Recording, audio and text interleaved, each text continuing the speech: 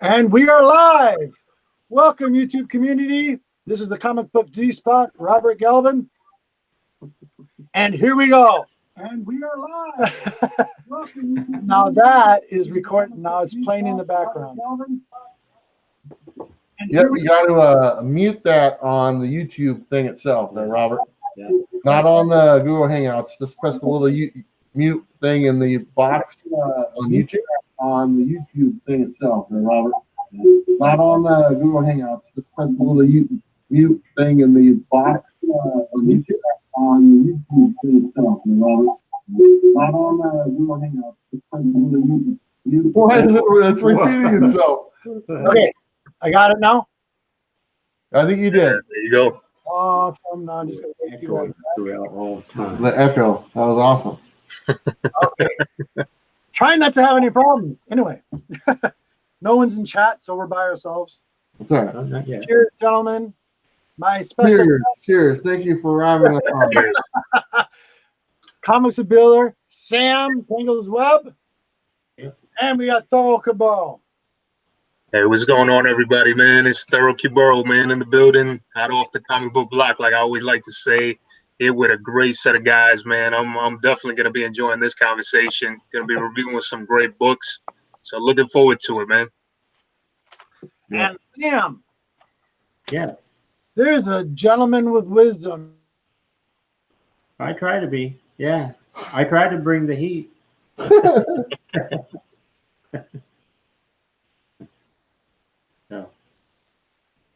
You've been doing YouTube for 12 years, right? 13 and a half years. Yes, excellent. Yeah. And you've done what? You just did your recent 100th video? Yeah, I just did 100 videos. That was excellent. Man, congratulations, man. Been a long time coming. That's one hell of an accomplishment, brother. Yes, it is. All right, so tonight we're going to do a review. That's what this is all about. And the review tonight is, I was very excited for this, especially because it was Donny Cates. I like him as a writer.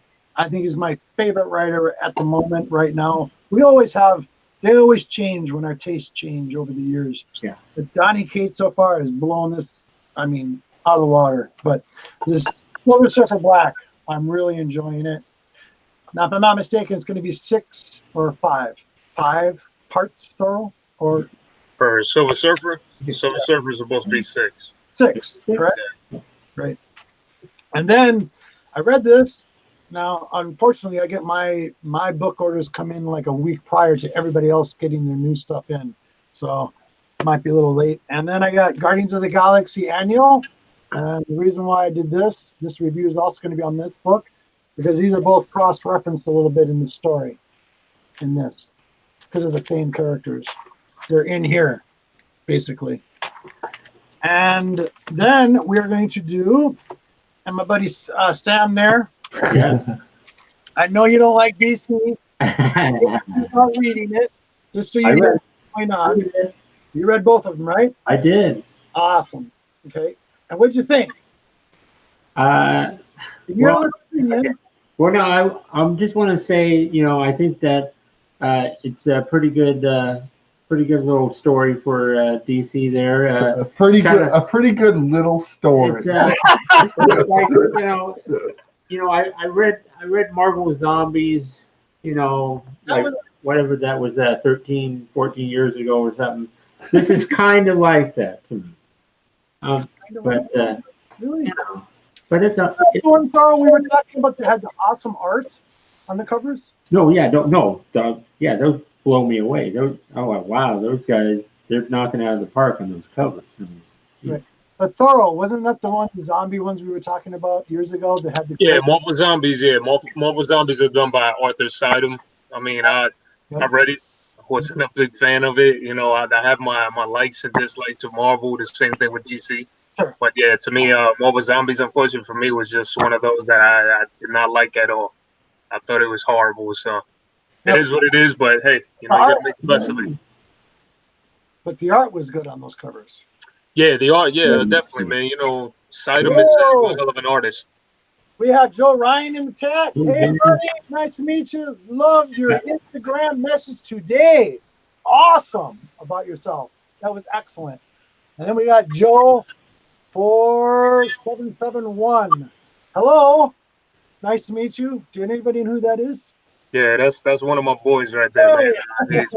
He's always joining a lot. Yeah, Joe and a lot of sevens, I like to call him. Hey, I wanted to say thank you to Joe Ryan. He put a great thing in his story for me yesterday on his Instagram, talking about my Deadpool video I did. Joe Ryan puts in a lot of work on his videos, and he kind of said the same thing to me about mine, and he kind of respects the hustle and the effort that we do. Same thing to you, Joe. Appreciate it, my friend. I see the same effort that you put in yours as I do in mine, and total respect. Awesome. I love it. See, both my favorite reviewers are here. Yeah, I'll tell you something. You're probably not going to feel that way here in a few minutes, Robert. Right. Oh, yeah. He's gonna bring the heat. I'm bringing the heat tonight. Someone's going to be a little disappointed when I get done with this Black comic book. What's that? I said someone's going to be a little disappointed when I get done with the Silver Surfer Black comic book. Oh, I don't even have that cover. Show me that cover. This one right there. That's the. I brought this one. Who did Okay, that? I have the one Sam has, but I don't have the one that's in your hand. So you guys got that. I had to go with Perillo, man. Yeah. Oh, look at that! Perillo cover was freaking nice. I don't have that. Yeah, I had to go with this. The only Don't copy. worry, Robert. One of those is on the way to you. So Thank you. so don't worry about that. You don't have to go looking for it. Okay, so I think I know what I have a feeling I think I know what Bueller is going to say about this book. So anyway, I already know it didn't have any ponies in there. I'll tell you this, Thorough. It looked like there should have been ponies in there. I think so too, man. With the interior art, I'm not gonna lie. I have my dislikes of the book, so yes, I'm not gonna like it. I'm not gonna lie about it. a lot of people, they talk about the art.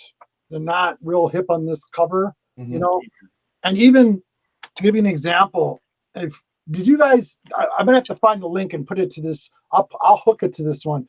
But Marvel Studios just did a week ago, I think it was last Saturday. I think it was. I got a stream on it, and they did a thing on Silver Surfer Black. I don't know if you guys watched that. Yeah, I saw it. Yeah. With the artist's interpretation of why he did the art the way he did.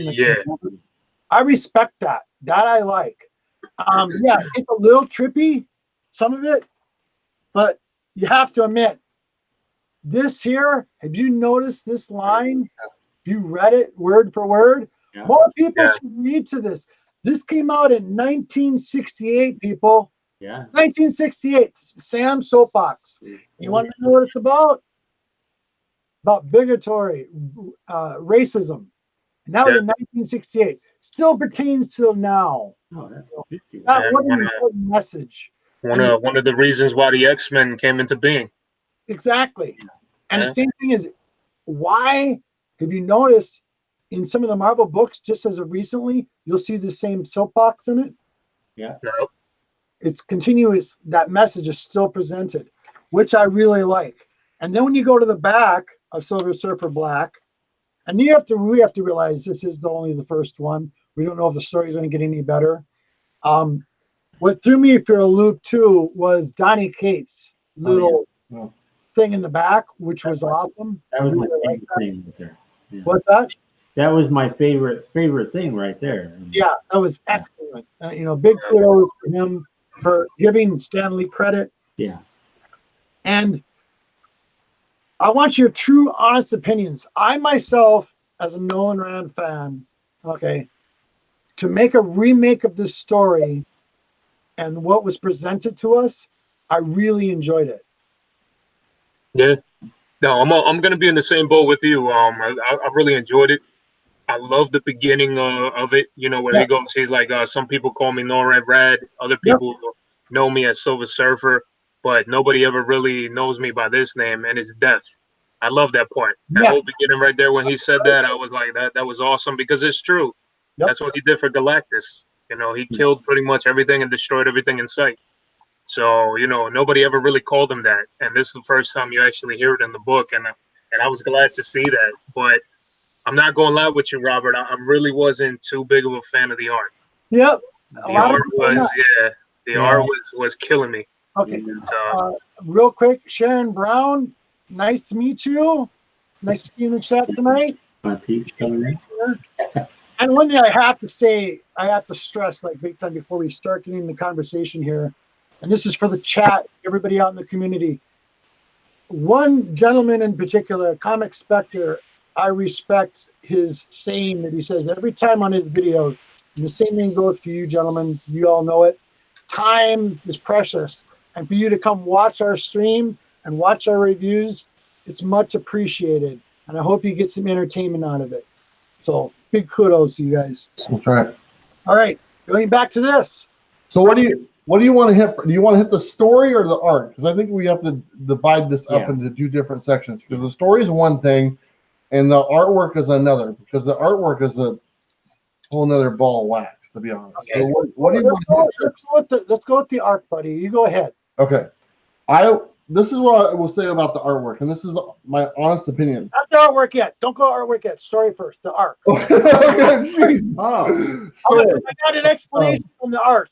See, for both of you guys, this might make sense. Yeah. Okay. So, okay, we're doing story first, then, right? Story, please. Yeah. Okay. So obviously, it's written by Donny Cates. Very in the moment writer right now. Yeah. Everyone's kind of looking at him. Very, I thought, slow-paced at the beginning of this book. It was almost like an introduction that wouldn't stop about Silver Surfer. It is a nice jumping on if you're not too familiar, because it does address, you know, like his history and what he's done a little bit. But it doesn't really do much until the final act, and then you can almost see where it's going. You can before you get to the last page, you know that more than likely it's going to be that character that Donny Cates is, you know, pushing quite a bit type thing. And that's what it was. So for the full story, I thought it was decent, and I like getting to know, and I liked the fact that it is easy to start reading, but there wasn't much to it. I'm looking forward to number 2, but the number 1, besides the last panel, and in the reveal of that character, there's not much there. There's not a lot of substance to it. So number 2 is going to have to be a lot more story-driven.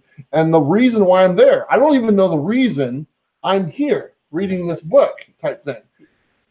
Because there is no story to it yet. He invited us to his video. I know that, Sam. Okay. I know that. But no, but the story itself, like what is the story? What did Sam say? No, I want to hear what Sam just said. What did he say? Sam says, I'm here because you invited us. But that's not what he's being funny. Oh, I love it. Give it to him. Give it to him. I couldn't tell you what this is about type thing, because there is no story yet. It's just an introduction to Silver Surfer Black, and then we get the reveal, but I don't know where it's going or any direction. And I'm glad you had me read some other books that from the very beginning of the book I read from DC, I saw the story and where they're going within the first 3 pages of that book.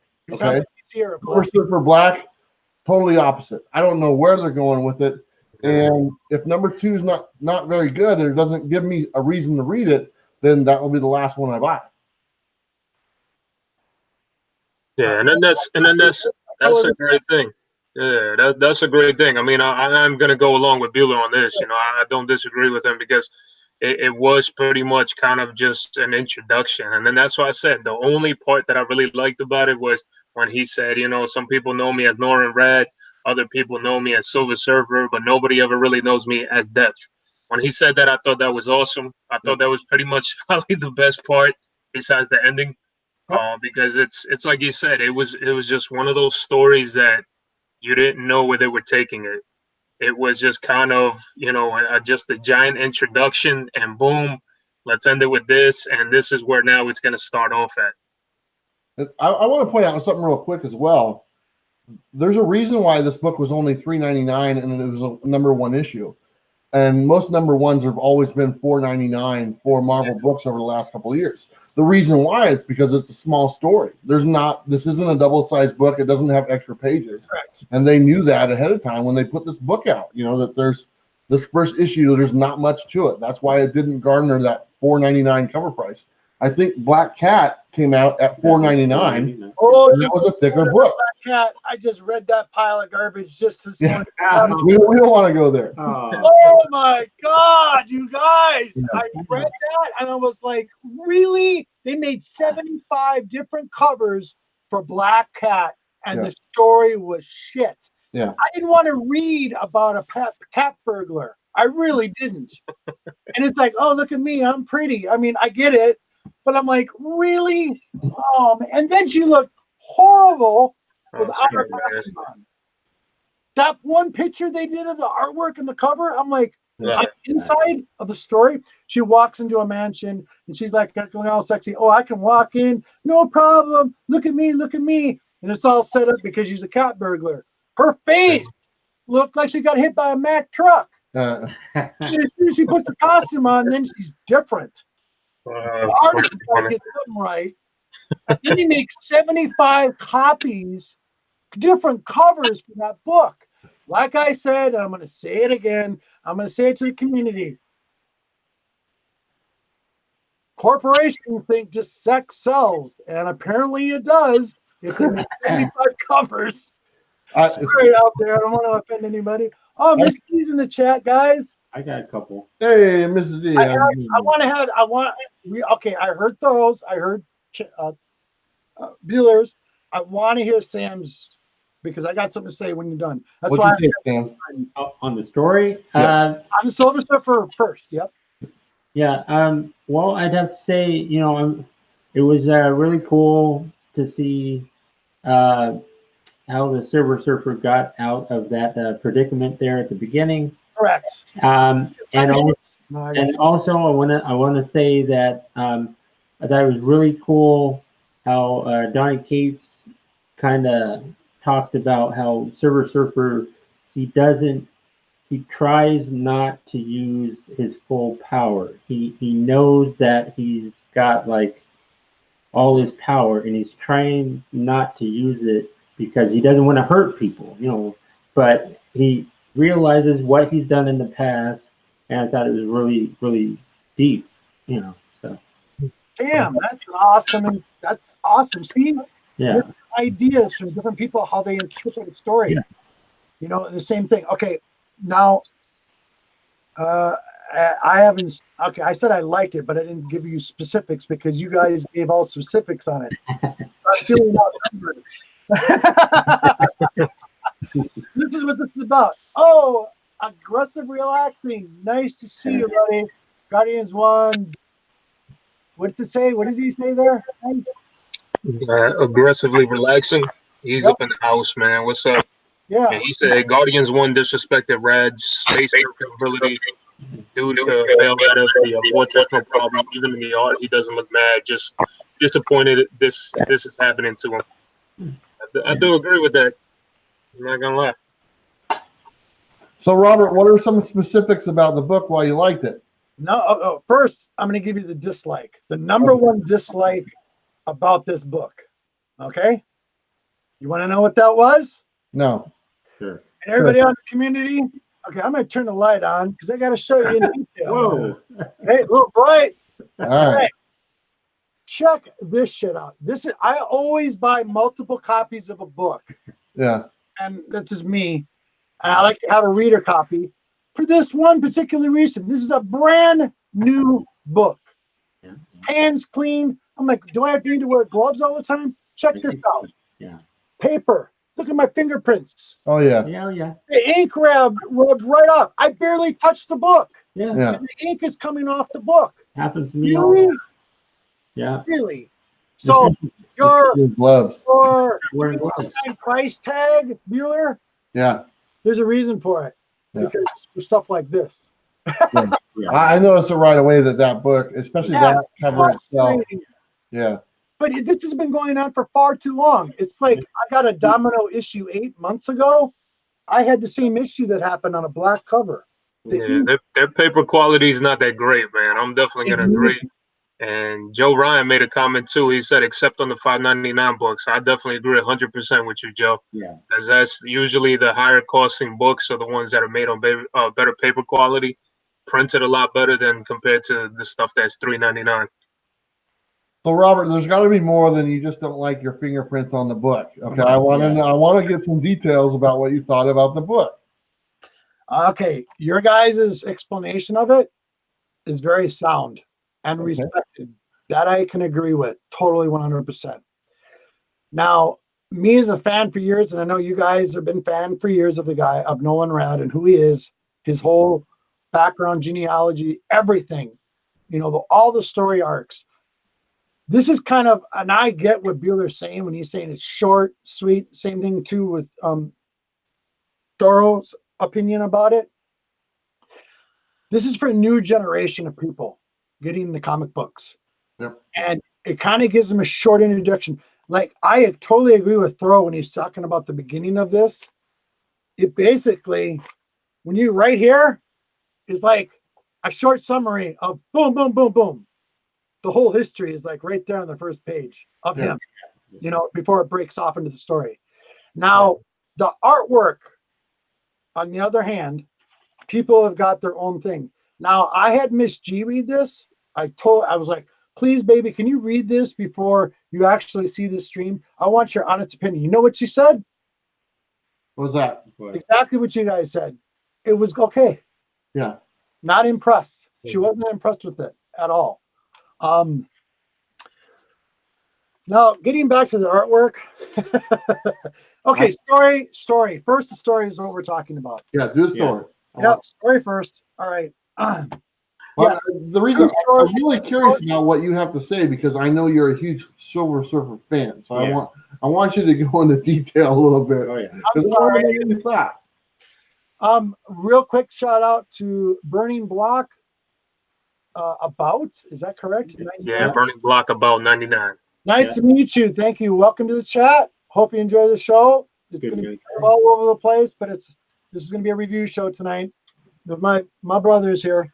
Here we go. Anyway, now the Silver Surfer Black, and the reason why I want you guys to read the annual of the Guardians of the Galaxy, it kind of coincides from this. Ties in. It ties in a little bit, which I thought was kind of cool, especially with these characters, because I've been kind of out of sync with, like, who is it? Nova, and who's the other character that's in here? A couple of them. Darkhawk. Who is it, Sam? Can you tell me? Darkhawk. Yep. And there's another Nova, right? Yeah, Nova. Nova. Quasar. And Quasar. Quasar, Fire Lord. Yep. And the dog. Cosmo. What was that? Cosmo. Okay. Everybody knows this character. Oh. Me, I've seen him, but I just total brain fart.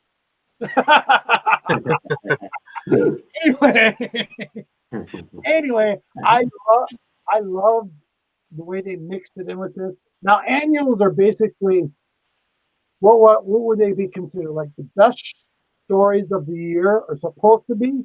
Yeah. Releasing annuals like crazy now, earlier. It's kind of like what, a 3-month review of the other books together. Yeah, and they release annuals of titles that don't even have regular titles. Exactly, and that's kind of not what we used to buy annuals when we were kids. You know what I'm talking about? Yeah. It would have like a 3-month review, or like kind of like a 3-month catch up on some of the of the story, if you know what I'm saying. Yeah, that's what they try to do with this annual right here. But and you know, I read that annual. I thought it was a little clumsy. It was, in a sense. You know, I don't think. You know, like you guys are talking about back in the days when they did annuals, they did such an excellent job of bringing stuff, you know, the story together and explaining it to it before they move on to the next. So to be able to, I see nipples. and you know, to be able to see this and to look into it, you know, for anybody that hasn't read this annual, is pretty much trying to let everybody know what happened to these characters: Quasar, Darkhawk, Firelord, and they're trying to find out what happened to them when they got sucked into the black hole. But don't you see that? Do you see that part of the story though? That's what I got. Yeah. G is in the chat saying she's gonna have to awaken the squirrels. She gave me pina coladas around 5 o'clock, you guys. That's my Mrs. Right. I got something special to tell you about Mrs. G too. What a wonderful woman. Oh my God. I'm just gonna say it, get it off my chest. We already knew that. So yesterday, our lawnmower broke down, you guys. Our lawnmower broke down. This Miss G, unreal. She started taking it apart. She went and looked up schematics on YouTube, looking for information on a lawnmower. She had a million parts on the back deck. I came home from work on Wednesday, and I'm like, oh my God, it's in a million pieces. Is she going to get this together again? I'm going to let her do it because I trust her. I know what she's doing. I got up yesterday morning. The friggin' lawnmower was moving. She put it all together, back together, got it working, and saved me $300. You gotta beat that. you know what that Robert's like, I got $300 more to spend on comics. No, that means $300. I gotta take her out somewhere. That's pretty cool. But that's awesome, you guys. Look at that. I mean, Miss G did that, and I was like, awesome. I mean, I was so impressed. We were at work. When I went to start work, I was so excited. We always have like this group meeting in the beginning of our work, right? And it's all guys, predominantly where I work. And my boss goes, he always says it at the end of every meeting. Does anybody have anything to say? I went, yes, really loud. And I said it out loud. My wife fixed it. I was so excited. And all the guys were like, what? My wife wouldn't do that. They were like, no way. So anyway, big shout out to Miss G. Love my woman. Sorry, guys. That was for my wife, you guys. So That's all right. Don't worry, man. You got to show her love. Sorry. All right. Well, are we going to get to the artwork? Because I want to hit the artwork. We will. Okay. We will. Okay. First, I want to hear your guys's. Okay, so I got your story. What's your take on the story so far for Silver Surfer? Yeah. Everybody's. Yep. Yeah. Okay. Did you get a good enough explanation for me yet? I got lost on the lawnmower. Yeah. Sorry. Toro just like, yeah. Sorry, guys. Bye, Miss Nipples. Yeah, nipple screws up everything, man. Okay, getting back to the art. I'm going to give you my opinion really quick. Okay. All right. So, interpretation of the artwork. All right. What I'm seeing here, and what a lot of people are not realizing too, and it's something you guys haven't mentioned, the cross-reference of this. Basically, Silver Surfer Nolan Radish saved these guys' lives. He took them out of the black hole. Yeah. He's stuck in a black hole. The one part I did not like when it came to the art was near the ending when I'm going to give away spoilers, guys, so sorry. Anybody in chat who hasn't read it, It's all right. it's been out a whole week. If you haven't read it, that's your fault. Sorry. All right. The end here is what bugged me. That was the biggest problem I had. The characters. Who are the characters? The Guardians. Who's Guardian? What was his name? What was his name? The guy of Tom Cruise. Tom okay. Hanks. I had this on the tip of my tongue. Harrison Ford. No, the very end page, this blackness here Rocket on his Raccoon. hand. Okay. Okay. Is that the No. yes. No. But no. No. Here we go. Okay. Explain this to me. Here's where I'm confused. Now I know there's many. Comic Spectre, nice to meet you, buddy.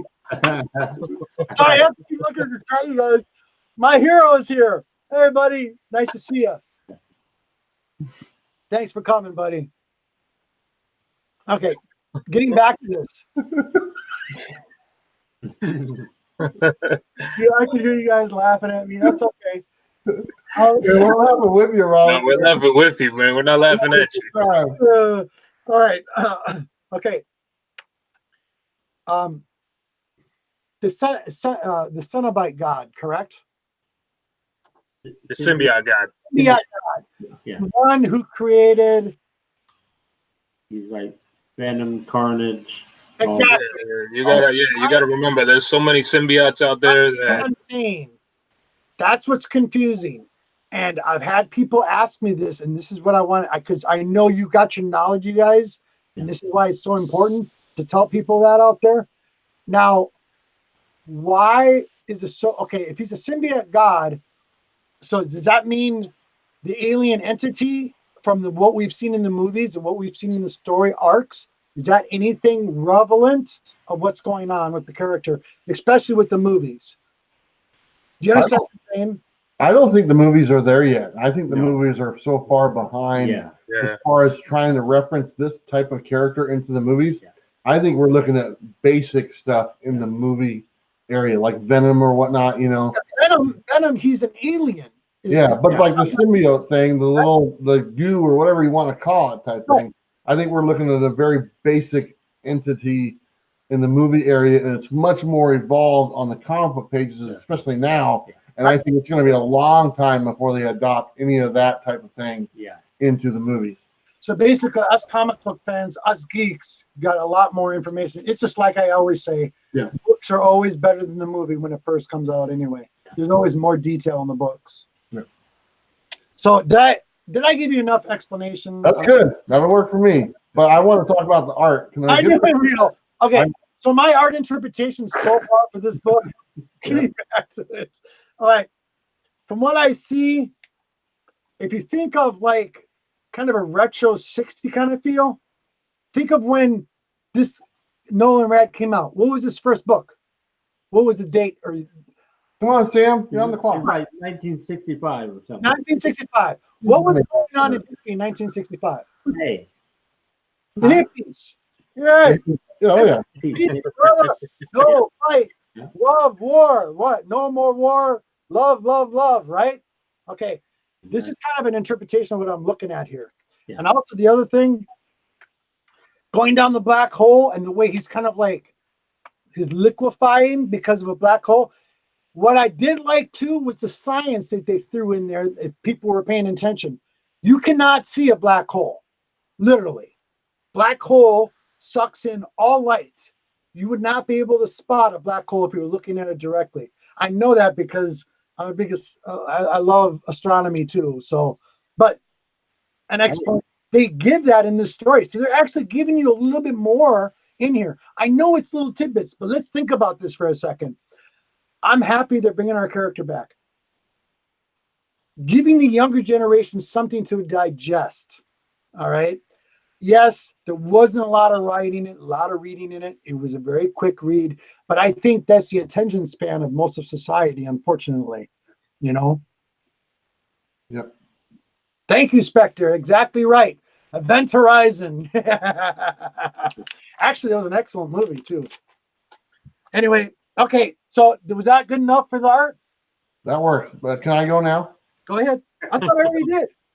I'm not on the artwork. Okay, sorry. Go ahead, guys. So here's my take on the artwork itself, okay? Yep. I think artwork tells a story without words, okay? And the words just make the story flow even better.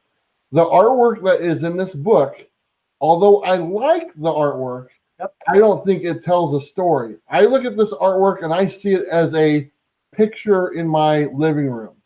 An actual piece of artwork hanging on the wall type thing. I do not see this artwork as being a comic book format that progresses a story along the pages. I thought that's where I had the biggest disconnect on this book, because the artwork itself is so elaborate and just so distracting at times, then you kind of lose focus on the book. But in a small dose of, like, let's say a poster or a picture or something like this, you reference that scene when he's like liquefying or whatnot, that would be a great piece of artwork hanging on a wall. But it does not fit into a storybook that's trying to tell you a story. And that's probably where I had the biggest problem with this book, because I need artwork that tells me the story without reading the book. And a good book, I think, can do that without having the words on it. And this book did not do that. Let me ask you something. Were you just a picture person instead of a reader? I've always been more of a picture guy, to be honest. Visual. And then I always look at it first, and then if it catches my eye by looking at it, I would go back and read the book. Okay. And you, Sam? I would say that I've always kind of been a picture guy, and I got into the. I thought you were a catcher. I got something to say. I have something to say when you're talking about this. Go ahead, Sam. Yeah. I want to know what you think about PR too. Be honest. Yeah. But no, I thought the artwork. I wasn't quite used to it. It's not quite something that I'm quite used to. But I can see where they were going with it. I mean, it's got an interesting vibe to it. Very. I don't know. There's something about it. It kind of reminds me of like 60s style type of thing going on there. Yeah. Do you think it translates well to a comic book format? That's where I have the biggest problem, because I don't think it does. Yeah, I don't know. I mean, be honest. It's in the comic book, so I mean, know. it's in there, but that doesn't, Rob Liefeld artwork is in there too. That doesn't mean it translates to a good comic book. We don't need to go there with that one. So okay, now getting into the artwork, I did get a I haven't showed that yet. I did get a version variant. Oh yeah. Yeah, I got one, so I did get something different. My apologies, because I don't know the artist, but I will show you the cover. This one. The Galactus in the background. Oh yeah, that was the 1 in 50. What the hell was his name, man? Gerald or something. I can't remember. But I love that, and I know you don't, but I think it's different. Yeah, well, the cover art is different. Obviously, main covers. I mean, the main cover of this book is the same interior artwork, but all the other covers are going to be different. So I mean, if you look at the main cover and you look at that one, that's the rest of the artwork that you get throughout the book. It just took me out. I didn't think 28 pages of that artwork story was what I needed. Right. How about you, Thorough? What do you think? Go ahead. Well, for me, I could kind of understand. It's kind of like Robert said before. My biggest thing is I see and I understand why he did what he did with the art. Because if you do, like he said before, you think about it, something gets sucked in through a black hole, more than likely it's probably going to warp everything. So that warping and all that weird looking, kind of like if you were on LSD type of thing going on, tie-dye, art. And that's pretty much what you're getting in there. The thing that I didn't like though either was the fact that when they were telling the story, there's people that have probably never read Venom, and they're just fans of Silver Surfer, so they have no idea who the hell Null was. Correct. Null came out in Venom #3. So when you see him, people that read Venom, they'll be like, "Oh crap, I already know who he is. He's the symbiote god. He's the god of all symbiotes, whatever you want to call him." And it's just to not get like a full kind of decent background on who Null is, from the beginning, even if it's just a little tidbit, for Silver Surfer fans that don't know who the hell he was through Venom, that would have been great. But yeah, with the art, man, the art was killing me. It was very distracting. It was just one of those that's like half the time I was reading it, I'm starting to look at the lines and the line work, and I'm like, what the hell is this guy doing? So that was my biggest gripe. Yeah, it took me out of the story, and the story itself wasn't that interesting to start off with. So you combine the two things like that, and it really didn't do much for me. Like I said, not until the end of the book where it kind of drops with that character. And here's the thing: if that's the first time you're seeing Null, and that's your first impression of that character, that's not a good first impression. That's not a great piece of artwork to see Null for the first time. because he doesn't have a huge history in comic books yet. No, he doesn't. Okay. So he's going to be introduced to a lot of people through this book, and they're going to be like, the guy looks a little funny. Look at that thing, You guys not agree with me though? This is one thing I like about Donny Cates, that he can be very controversial. People about lost their minds when he killed a dog in one of his comic books. Oh yeah. Really? And the guy was People lost receiving their death minds threats. because it was ink. It was a story. Didn't happen in real life. It was just a story. And people literally lost their minds when he killed a dog in a story. Right. That's how sensitive people get. Yeah, but he has, I'm a fan of Cates. Mm-hmm. But right now, this is probably one of his works that I'm not gonna lie. I don't think this was his best. I don't think this was his best start off. He is one of the best writers right now, but I just don't think this is what's his best right now. Bummer. And, I'm a SURFER fan. I'm so disappointed. I won't say I'm all day. I'm not going to tell you what I thought about the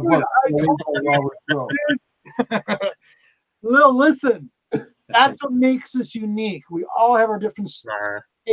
We all got our different styles. That's if everybody was the same, it'd be completely boring.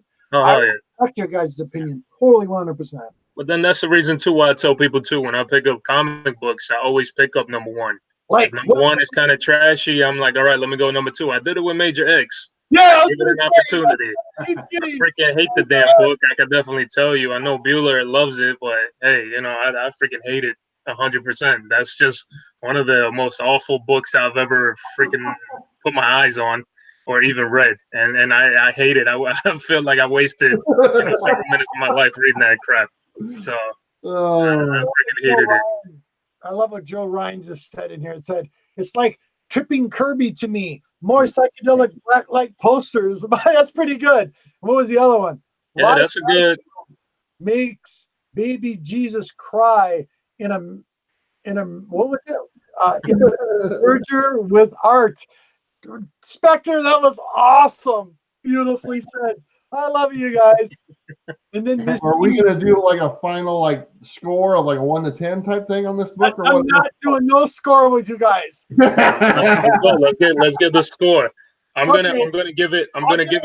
Score. The first, we have to realize now, this is the first part one. We haven't read the rest of it. It could be totally shit the rest of the way. I'm hopeful. I'm hopeful. But you can still grade individual books.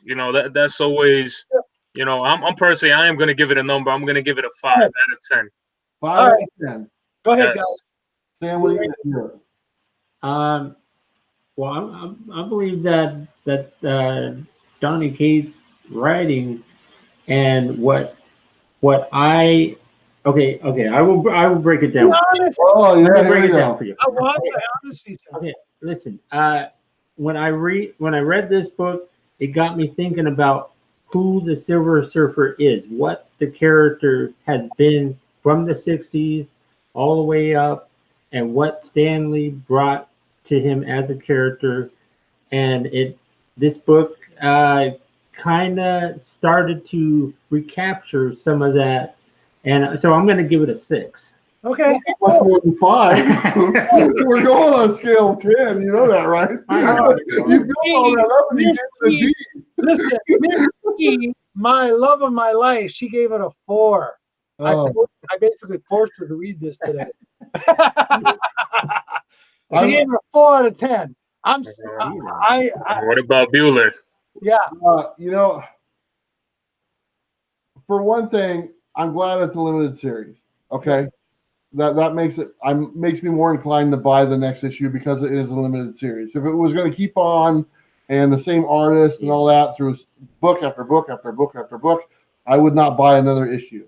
If I had to grade this book alone by itself, I would say at the very beginning of the book, I give it a 6.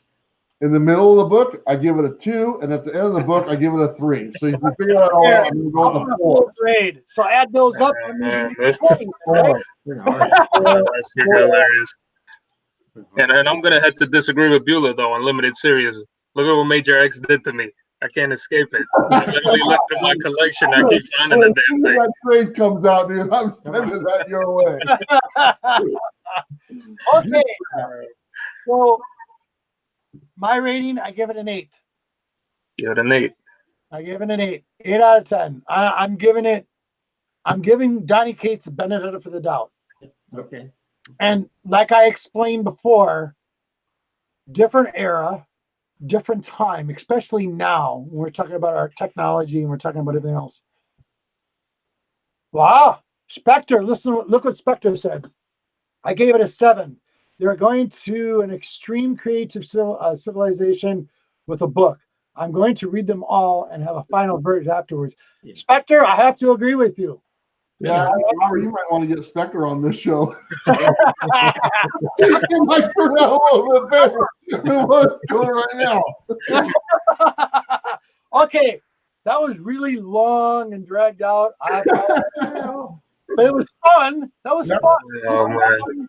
This was fun. Do you not agree? Yeah, I liked it. I had a good time. Okay, if we're not done yet, this is going on a little longer than I wanted it to. But That's fine. for my buddy, this is for Thorough Caboro, and he's making me a fan, you guys. I'm not totally DC. I still like my DC. You know me. I like DC and I like Marvel equally. I also like my independence. And okay, the first we're going to talk about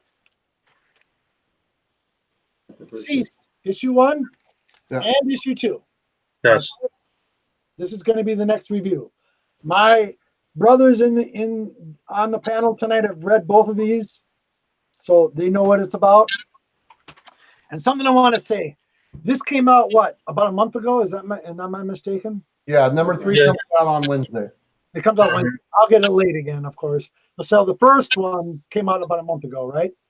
Yeah. Okay. Yep. Now, when I was listening to reviews out there, everybody was reviewing this. They were having panels. There was actually a bunch of groups out there having panels, kind of like us. Really said this was convoluted and no story at all, other than the art. It made sense to me. Made sense to me. Yeah. And then I read the second one. I got the second one this week, and I read this. Really well done. Now, we have to remember, people, they're not destroying our characters. This is a different history. Universe. Just like universe, correct. Yeah. Marvel's got their universes, those multiverses. Okay. Same with DC. That's how they get away with telling a fun, interesting story. And that's what this is, a fun, interesting story. Nope. Anyway, so my critics on my panel tonight, we're going to start off with Thorough. Thorough, I want all your guts on the art, story, spill your beans.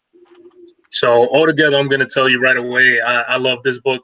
I love the way that they went through it. I had an argument with somebody about Marvel Zombies and this. They thought Marvel Zombies was better than Deceased. I'm sorry, I've read Marvel Zombies back in the day, but Marvel Zombies to me was like in the Major X category. The art was beautiful, Marvel Zombies, but the story was horrible. It was trash.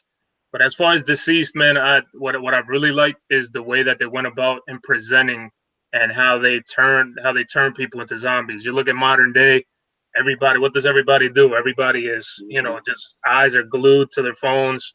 Their, social media, everything. So it's, it goes to show you. It's literally, it's kind of a way of DC showing and saying, like, listen, everybody is so their lives are so invested into what everybody else is doing and social media and everything that we're so glued that we're technically all zombies to what we do, so as an everyday life and relating to now, I like the way that they did that with this. They took Cyborg. You see Darkseid, one of my favorite villains ever, and he installs a damn virus pretty much into Cyborg. Cyborg spreads that virus, and all of a sudden that virus goes throughout social media. And of course, what is everybody on social media? Immediately the zombie outbreak starts, and it just becomes one hell of a just one giant issue and just one shot. And it went all together. And just in the first issue, it's like Beulah was saying earlier, it's something that they just did right away, and they were able to give you that whole story in that one issue. without having to go and all of a sudden just cut it off, and you're like left there hanging, kind of like, what the hell just happened? Because they could have had somebody on their phone just looking at their phone, and you know their eyes could be turning, whatever, and then it could have ended on that, and we all would have been there like, what the fuck, like, you know, what the hell just happened there? But no, they actually went with it, and they did such a great, you know, backstory to it to be able to fill all the audiences into what's going on and what's about to happen. So I'm going to give you that review on the first one so I can let the rest of you guys review, because the second one knocked me out of the park. I'm not going to lie. Because I got something to say when you're done. Awesome.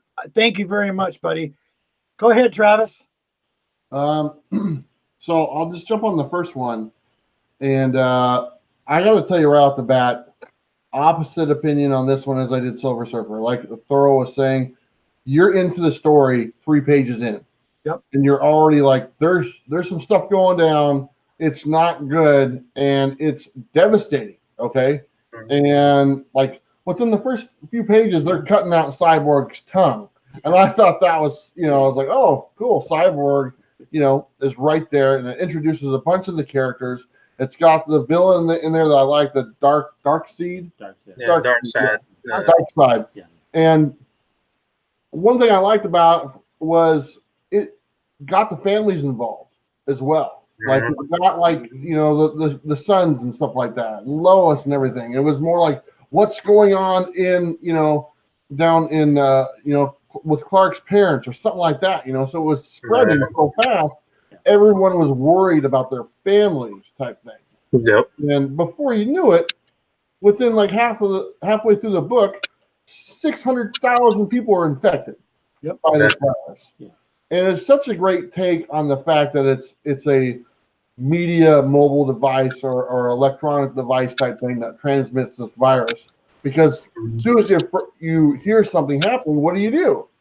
You look on your phone. Oh, something's going on. I got to type it in. You type it in, and before you know it, it's too late.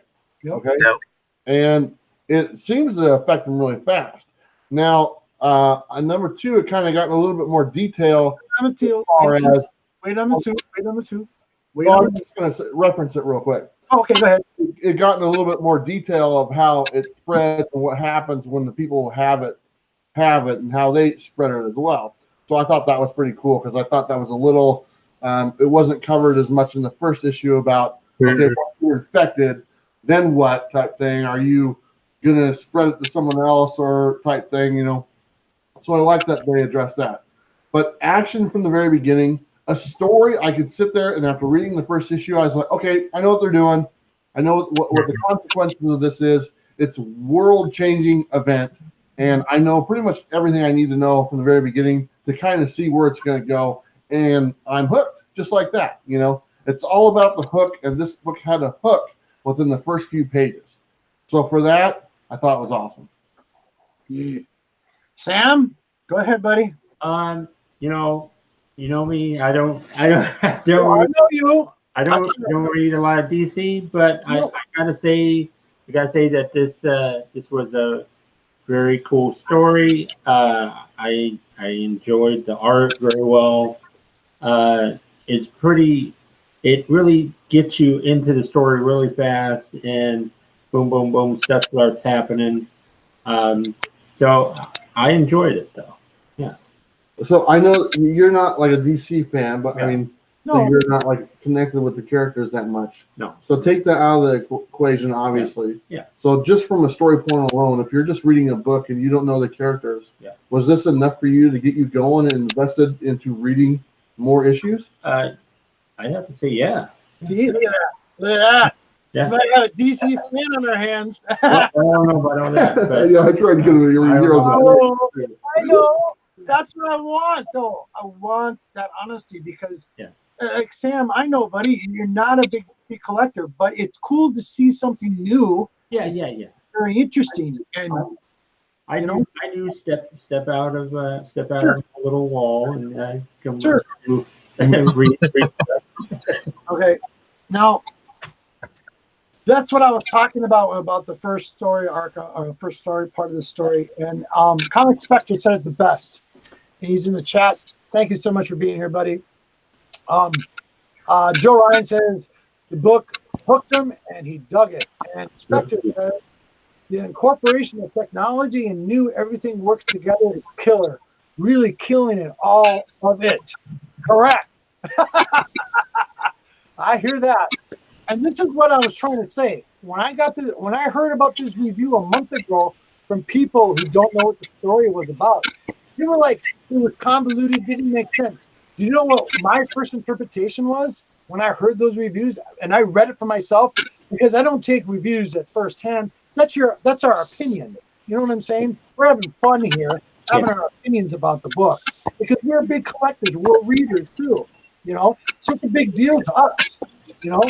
These are our heroes that could turn into something totally different with a story. But the whole technology thing, awesome, because it just kind of brings things to a new light right now. What's going on now? Going to the second part of this.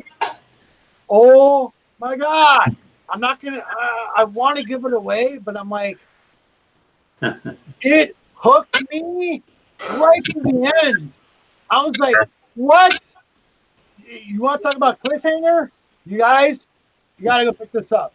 The second part of this story is awesome. Yep. Yeah. Oh, big time, man. Going with this motion, it's excellent.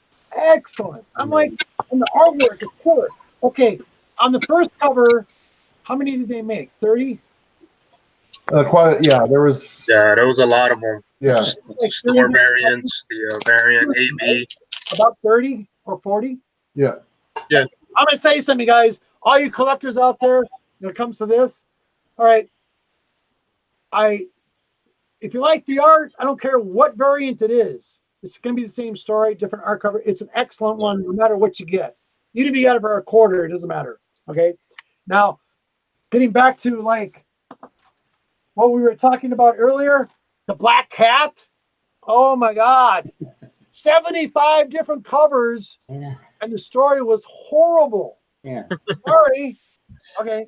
Anyway, exciting. Getting back on page. I'm squirrel. Sorry. Okay. Sorrel. Next. All right, so right away, man, you already know what happened from the first one. You're immediately pretty much in a chaotic scene. Everybody's trying to figure out, like Beulah said before, everybody's trying to figure out what's going on with their families. You see Superman, Lois, and then you see the Super Sons, So you see both of them hanging out, and they're talking to Damian, and Damian the whole time is like, hey, Batman. He always refers to Batman, Bruce Wayne. He never refers to him as dad or nothing. You always hear him referring to him as Batman, because he grew up not even having a childhood. He grew up, becoming a man right away from the get-go. So you see him talking, and he's like, no, I'm not worried about Batman. He's not that type of guy that goes on to uses technology like that to go into social media. And they're all afraid, because they're all trying to figure out, how is this stuff being spread? Where, in reality, you start seeing that these so-called zombies, which are not really zombies in a sense, Correct. because they cannot spread this virus by biting people or anything like that. Correct. Their whole thing is pretty much is just death, is imminent death for anybody that's in their way, anybody that didn't look into the social media virus and all that stuff. That's pretty much what happened there. After that, you start seeing them trying to figure out, Superman's like, oh man, my parents. But he wasn't too worried about them, because he said his father doesn't believe in cell phones and all these different things and technology. So he was good on that part. You keep progressing through the story. All of a sudden, Batman talks to them and tells them, "Hey, I'm in Mr. Freeze's suit." He starts telling them, "Hey, yes," which threw me for a loop, that because was really cool, because you talked about Mr. Freeze before. Yes, And I'm like, oh my God. When I read it, all I could think of was you right away. I'm like, this is too cool. Is this book? Yeah, and I was, it was pretty cool to see that, because Batman, like you said, he's the detective, he's the Dark Knight. He's smarter than pretty much everybody, and he goes into that point where he gets himself into Mr. Freeze's suit. Why? Because he's trying to prevent this virus from taking over him in a rapid rate. Then you're not only on top of that, do you see that, but you also see a Harley Quinn and Poison Ivy. That they're having a conversation. So Yeah. right away, I was like, that's kind of steamy. That was and that was and that was they're Redhead best and friends. brunette. Oh yeah, I'm all for that. That was freaking. It was pretty awesome, man. And I know you love your Poison Ivy, so. And from that point, you start seeing her. She's trying to talk about her relationship with Joker. So every little thing you see a relationship, and it becomes family oriented, like Beulah said. Joker and Harley, they have a relationship. It's a love and hate thing. She's pretty much talking to Ivy for advice, saying, "Hey, what should I do?" And she's like, "Hey, you're your own person. Pretty much go for whatever you want to do." And that's when you see her going to the Joker, and of course, you see the Joker freaking embedded with this virus. And she's there talking to him, saying, "Hey, it's time for me to let you go." And you just see this creepy ass face, this creepy look on the Joker. Cool. I was like, I was just like that. That was freaking insane. And then going back to Batman and Damian, that was just, it goes to show you the father and son relationship, because now you never ever hear Damian, like I said, call Batman dad. And now all of a sudden he realizes what's going on and that this virus has taken over. And then the craziest part of all was to see to see Alfred, and to see him standing there with a shotgun right behind Batman while he's in that damn suit. And all of a sudden, as he's turning, you hear just Damian saying, "That's my father, Dad." And boom, next thing you know, Alfred's like, "I didn't never want to do this." And just look at him. You could literally play like a movie in your damn mind. And for me, man, that thing right there was like, holy crap, what just happened here? And not only that, but then you also had the Green Lantern, Green Arrow, and you also had Black Canary, and all three of them are there camping. And all of a sudden you just see, and that one gave me it was a giant twist for me as well, because all of a sudden you see them and they're talking, and all of a sudden you see Green Lantern walk away, and out of nowhere you just see him just like an explosion, because they're trying to figure out, and apparently he went to go check out his phone. And that's the idea you get from that. And all of a sudden now, they're in the middle of nowhere. Only technology is their phone. And damn, Black Canary out of nowhere just screams because she knows she's trying to save Green Arrow's life. She lets out her, her sonic scream, and it pretty much kills Green Lantern. So if you guys don't like spoilers out there, too bad. He's giving it all out right there and then. And then you see that damn lantern ring come off of it, because it starts saying, "Hey." That's what got me, dude. Talking about that part. When I seen that, I'm like, oh, here we go again. Now they're going down that road again. Now they're turning Green Lantern into a woman. Yeah, and I thought that was so awesome just to see that, because the ring immediately, it tries to look for somebody. And immediately went right to her and said, "You've been chosen." And she's like, "I don't want it." Nope. And all of a sudden she was pretty much told us like, "You're gonna need it by Superman, so we're gonna need you." And next thing you know, she's a new Green Lantern, and that's pretty much her first appearance right there. Having the Black Canary as a Green Lantern, so that was freaking awesome. Dude, buddy, awesome. I'm agreeing with you on what you're talking about. Excellent. Okay, now we're gonna go to Travis. Yeah. Sam, knock it out. What do you think? Any opinion? Just spill your guts. So I look at number 2 and I'm like, the thing I take away from number 2 is, man, they don't care about who they lose right off the bat. Within number 2, the Joker is turned. Okay. We lose the Green Lantern. Okay. Is gone, dead. Okay. And to top it all off, we lose Batman at the end of the episode, or the end of the issue. At least we don't know that for sure. Well, he's already turned. He's already turned. He's either turned. He's already turned, but I bet he kind of like ducks. But so we lose those guys. So this book is not afraid to lose those characters right off the bat. The thing that I found interesting in this book is, before Batman turned, he told them what they need to do to contain the virus. There's no coming back. He literally says you have to kill everybody who's infected, and you have to get rid of the internet. That is the only solution that he has to combat this virus. And I thought that was really cool, because it's not like, if that's the case, there's not going to be bringing back Batman or bringing back, these characters that are infected. They got to all be gone, type thing. And that's a pretty devastating premise for a book, you know. And it just kind of goes to show you that they're not afraid to kind of take that step in this series.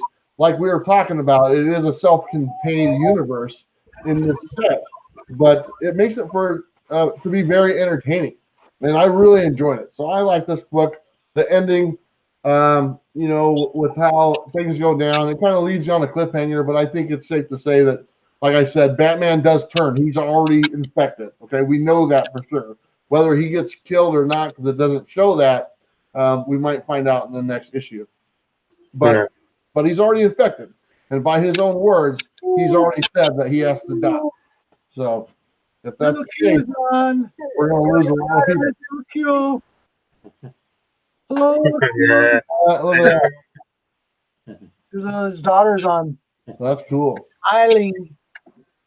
So anyway, that's my take on number 2, and thoroughly enjoyed it. I love the family aspect. We got a new Green Lantern, like you said, Thorough, and it's just a fun story. You know, it's interesting, and it shows that they're not afraid to just eliminate an AAA character right off the bat in the second issue, and Batman's gone. So kind of cool. Go ahead, Sam.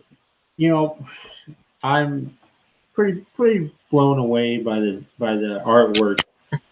You know, the cover and the inside, really great artwork.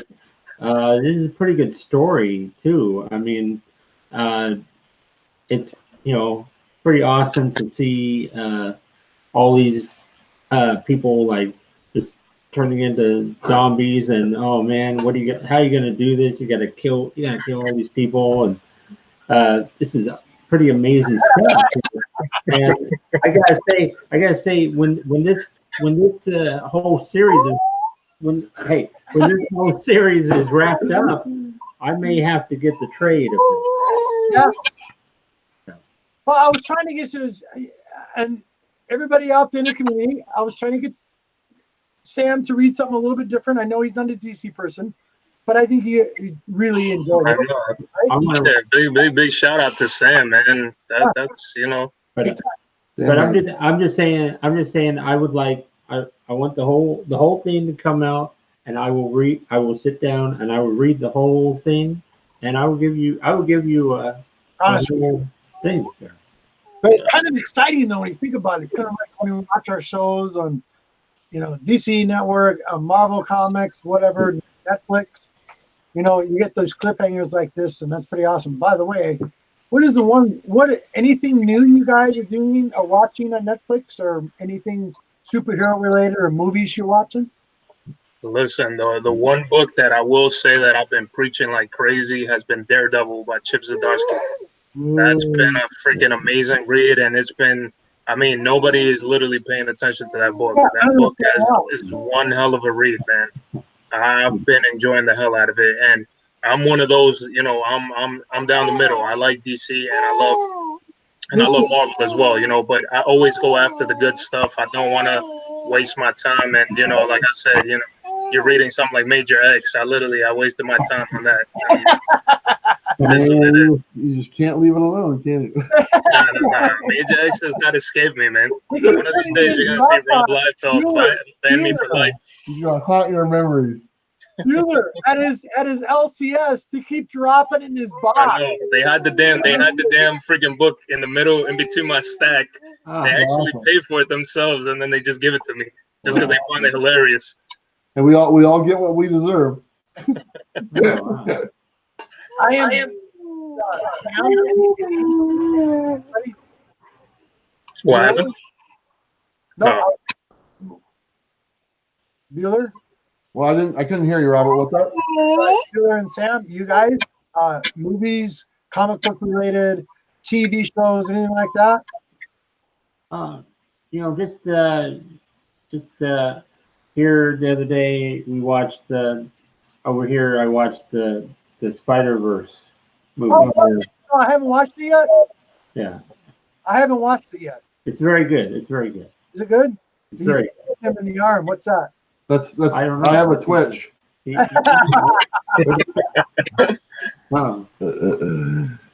Yeah, this went way long tonight. You know what, you guys? It was so much fun. I don't do this very often, and you guys make my week. Literally. Fun, man. I like Yeah. talking about these books, and I like the fact that I had two different experiences with two different books. And the one that I probably thought I was going to like, I didn't, and the one I thought I wouldn't like, I did like. You So did. that's kind of cool. And that's what I was looking for. I knew that's what was going to happen. I knew this was going to be like whoop, right down the middle. And you got a great shirt, Robert. Just want to let you know. It's just awesome shirt. Now we need to get a Thorough shirt, and we need to get a Sam shirt, and then we need to get one for me. There you go. Yeah. Yeah, I want a shirt that says the G spot on the front. Yeah. A big G spot. People go, "What's on your shirt?" I'll go, "The G spot." Hey, come on now, guys. No, I know it's hard. Like, that's what it is. I know it's I've hard. been looking for that for 20 years. We all can thank Mrs. G. That was Mrs. G's idea. She's in the chat right now. So you can all talk to her about it. That was her idea, my wife. So That's awesome, man. Yeah. Shout out to Miss G, man, as always. I'm not surprised that the G spot was a woman's idea. Let's be honest, you know. Okay, never mind. I can do we can do a whole joke thing on that one. That's fine. You get out of hand, she'll knock you in the rear. Yeah.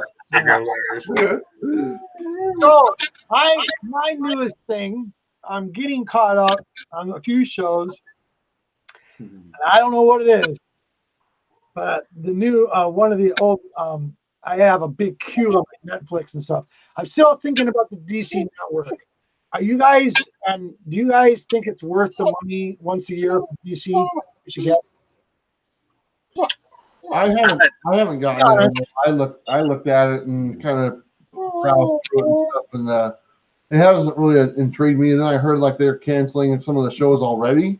Yeah. Just keep starting, so it's like, you know, it's another service that you know, I don't really need to watch it right now. I think as it builds a library, I'd be more interested in jumping into it. But right now, I think I'm okay. Cool. Real quick, shout out to Bear Island Comics. Thanks for being here, buddy. Appreciate it. Thanks for showing up.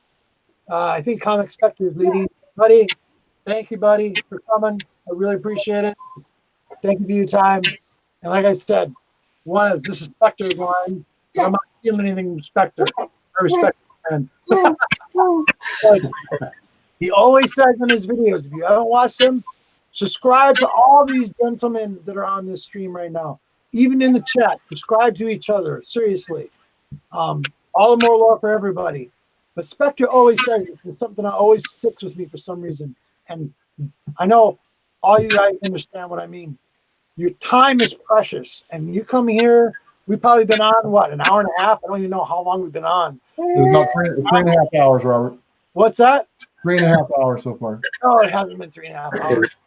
On a marathon. Don't quit. But like I said, time is precious. If you spend just 12, 15 minutes watching this, I appreciate it. My brothers here appreciate it. If you learn something from it, learn a different perspective or idea from any one of us, all the power to you. You know, that's what this is about. We love the community.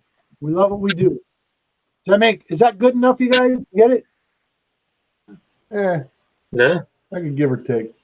Give or take? Take it or leave it. Really? That was a good I'm kidding, buddy. I thought it was great.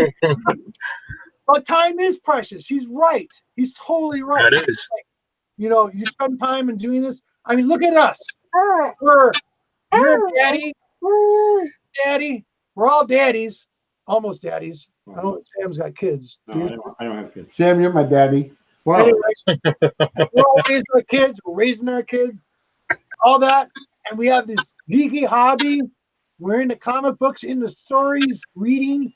That's a big deal. you know, and look at us nerds on a Friday night. I'm having a beer, talking to my best friends on the internet right now. Big time, you guys. Salute all Shit, three, that, man. all three of you. Definitely. And little G. Yeah, you know, Little Q. it's Friday night. And my date is Sam. It's only going. I think you could do a lot worse. It's only going to get better from here. I hope. Yeah, Seriously. I think it would. Well, real quick, I'm gonna go to Sam first. Sam, do you have anything you want to put out there to the public that they don't know about you, who you are, what you do, what you like to do, any streams, anything? This is your time. Spill your beans, buddy. Okay. You know, I'm gonna be probably here in the next couple days. Probably put out another video once again. My 101st video. 101. 101, yes. And then I have all my Facebook groups. They're doing awesome. Thousands and thousands of people are in these groups. I got thousands of people. Thousands of people to be converted over to your YouTube and actually watch. That'd be awesome. Yeah. Yeah. I had my Spidey group hit 1,000 like a few days ago. It's awesome. What was it called on Facebook? Yeah, it's on Facebook. In chat and tell people in public. Oh, it's Spidey's Tangle Web, and then there's the Incredible Hulk Smash Fest, and the Ever-Loving Blue-Eyed Thing. Okay. And everybody out in the community, I hope you heard that. I want to repeat those one more time, Sam, so people know to go to Facebook. Oh yeah, they're on Facebook. You can catch them all on there. Spidey's Tangle Web, Incredible Hulk Smash Fest. You got there's even a Marvel one, just all Marvel. So yeah, I got a lot going on over there. What about your Tony Martin fan group? Oh, you know, I think I decided not to do that one. He's got other ones. He's got Tanya Harding fan group. He's got Dunkin' Donut Lover. No. Dunkin' Donut Lover. Oh, come on. The Nia Jax Loves Gravy. That's another one. Okay. Anything else, Sam? You have anything else you want to share with the community? Yeah, that's good. Anything else you want to share with the community, bud? No, that's about it. Okay. Like, subscribe to Sam, please. Sam Tangle Web. I'll have it in a link later on in the show. I'll actually put all this link on the rewind so everybody knows where to go. Okay. I am very new to this YouTube thing and trying to figure out the mechanics. My gentleman here helped me out tonight. So this is kind of like, yeah. Anyway. No, go ahead, Sam. Anything else, bud? You good? Yeah, I'm good. All good. Travis, knock it out. Anything, everything. Go ahead. Well, I have a YouTube channel called Comics with Feeler, and every now and then people decide to watch it, but it doesn't happen very often. Every once in a while. We're talking about almost 6,000 community. Go subscribe. For the people that do watch, I appreciate it very much. And this last week, I put out a video every day of the week. And every video I put out this week was some of my better content I've done. I thought I edited them really well. They looked nice. They were polished and stuff like that.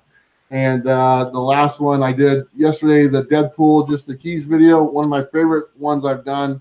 And then today I put out a collection video on Fantastic Four.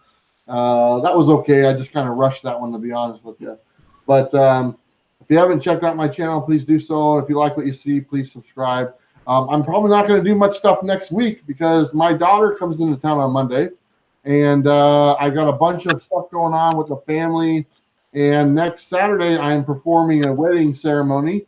So I gotta get ready for that. So you might not see me as much next week as you did this week.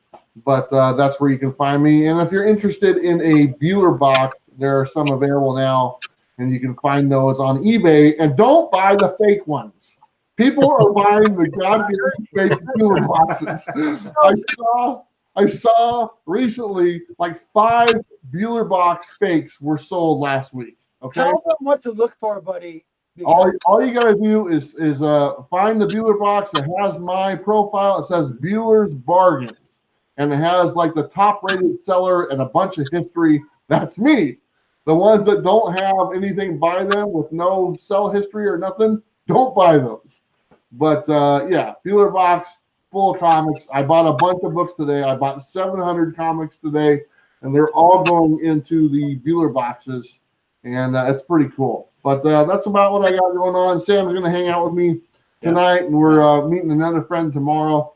We're going to have coffee and talk comics. Yeah. And just, Robert, thanks for having me on. Thorough, it's always nice seeing you. And nice Thorough one right there. Very cool. Almost there. Thorough, buddy, my brother, go ahead, knock it out. Yeah, definitely. Yeah, you guys, majority of people have been seeing me as a late. I'm new to the YouTube scene. A lot of people, I want to say thank you to everybody. He's awesome. Thank you, brother. And yeah, pretty much, I'm a live video guy. I'm holding my live videos all the time, doing new comic book day hauls, mail calls. Also been doing one of my best shows right now, going Comic Chop Up. Where literally a lot of people say they don't understand what a chop up is. It's just talking about comics, getting together with your boys, and including the ladies out there. Anybody that ever wants to join me on the show, I welcome everybody and anybody, because I love to hear everybody, what they love to collect, how they started collecting, what's that one book that just sets apart from their whole collection that they just have to always have and never, that they can never get rid of. And I love having and being able to talk to people there on a daily basis. And I'm also hosting tons of auctions. I've been doing a couple of charity auctions so far. The next charity auction I'm going to be having is going to be to benefit St. Jude, and I've been having such an extreme outpour of support from everybody, and I'm very thankful and grateful to you guys for that. It's been one crazy thing after another, and I'm going to be having an auction this Saturday, tomorrow, at 7 p.m. Eastern time, guys. If you guys come swing by, man, you might get some steals, because for this little lady right here, I got to make tons of room. So, Daddy right now is in the mode of what should I hold on to and what should I let go of. So we got to make room for this little lady here in the house, because Daddy has invaded her whole room and everything before she was born, and used up all the stuff that, long boxes, short boxes, you name it, they were all in there. But definitely, guys, I really appreciate everybody. My man Bueller, Sam, as always, man, it's a pleasure being on here with you guys. And of course, to my brother right here, Robert, the comic book G-Spot Galvin. We've definitely got to wait for that shirt, because I know Bueller is dying to wear a shirt that says the G-Spot. So, that might work out for him, man. They had tons of ladies out there coming for him. So I'm definitely looking forward to seeing Bueller with that. One real quick, Thorough. I want to say something about, you have that one, the auction that's coming up. Is that going to be the end of July sometime? Yeah, it should be somewhere close to the end of July when I'm going to be doing the charity. Guys out in the community, this is when he does these auctions, everything is very specific. Listen, 100% of the profits are going to go towards the organization. Yep. Go ahead, buddy. Yep. Yeah, and the same thing happened. Like I said, the reason why I did a video showing the donating and process too, guys, is because I wanted to show you guys as a family what we did together, because this wasn't just a single man effort. It was an effort on part of everybody. My biggest thing, the biggest part that I did was just putting up these books for auction. And, you guys were helping me out by buying them and, and purchasing as much as you possibly could. And, man, we donated close to $2,000 to Brain and Research Behavior Fund. That was something that's very near and dear, close to my heart. If you guys don't know too much about it, but there's been already 4 NYPD officers who took their lives within a month, committed suicide. And I want to try to find a way to be able to put that out, into the limelight. And that's something that not only is affecting police officers, but every first responder, as well as those in the military. Exactly. So I definitely want to put out, raise awareness to that, because I don't care if it's one life, two life.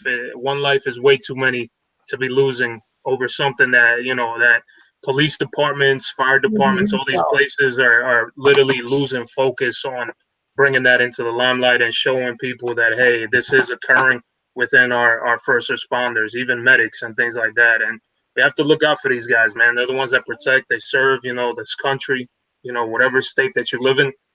They take care of all of us, so we definitely got to be able to help them out as well. So that's the reason why I did that. And me being a police officer for 11 years, guys, I went through it, you know, still currently on a battle with PTSD and, you know, anxiety, depression, and things like that. But, you know, I've healed through time, so I'm in a better place.